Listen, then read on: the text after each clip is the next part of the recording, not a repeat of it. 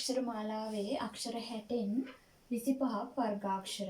ඒ වර්ගාක්ෂර ටික තමයි කා, ක, ගා, ග, ङ, චා, ච, ජා, ජ, ඤ, ටා, ට, ඩා, ඩ, න, තා, ත, දා, ද, න, පා, ප, බා, බ, ම කියන 25.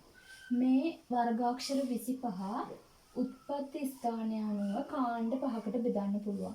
ඒ තමයි මුලින් තියෙන අක්ෂර පහ බලමු. කා, ක, ගා, ග, ङ කියන පහ කණ්ඨජ අක්ෂර කියලා හඳුන්වනවා. කණ්ඨජ අක්ෂර කියලා හඳුන්වනවා. කණ්ඨ කියන්නේ උගුරට, ජ කියන්නේ උපන් කියන අදහස. උගුරෙන් උපන් අක්ෂර කියවනකොට උගුර උපකාර වෙනවා උච්චාරණය කරනකොට. කා, ක, ගා, ග, ङ උගුර උදව් වෙන නිසා තමයි කණ්ඨජ කියන්නේ. චා, ච, ජා, ජ, ඤ කියන අක්ෂර කියවනකොට මේ දිවේ මැද කොටස තල්ලෙහි වදිනවා. ඒ නිසා තාලුජ අක්ෂර කියලා කියනවා. තල්ලෙන් උපන් කියන අදහස තාලුජ.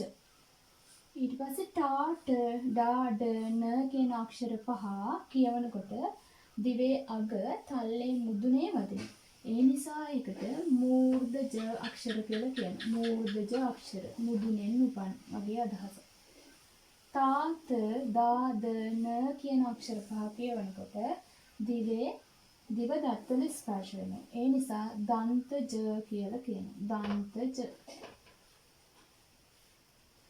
පා, ප, බා, බ, ම කියන අක්ෂර පහ කියවනකොට තොල් උපකාර වෙනවා. කියවලා බැලුවම ඒක තේරෙනවා. තොල් උපකාර වෙනවා.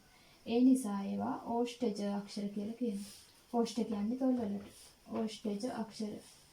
ඕෂ්ඨජ අක්ෂර. එහෙම බැලුවම සිංහල අක්ෂර මාලාවේ අක්ෂර 60න් වර්ගාක්ෂර 25ක් තියෙනවා. ඒ 25 කාණ්ඩ පහක් යටතේ බෙදන්න පුළුවන්. මේ පහ තමයි කණ්ඨජ, තාලුජ, මූර්ධජ, දන්තජ, ඕෂ්ඨජ.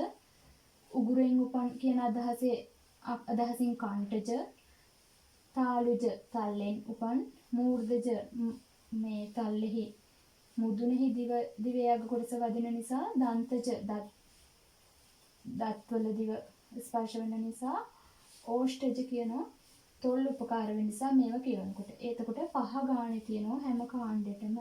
මේ විදිහට උත්පත්ති ස්ථානය අනුව වර්ගාක්ෂර හඳුනා ගන්න පුළුවන්. සිංහල ඉගෙන ගන්නකොට මේක අපිට අනිවාර්යයෙන්ම අවශ්‍ය වෙනවා. ඒ නිසා තව පාඩමකින් ඊළඟ දවසේ අපි හමු වෙමු.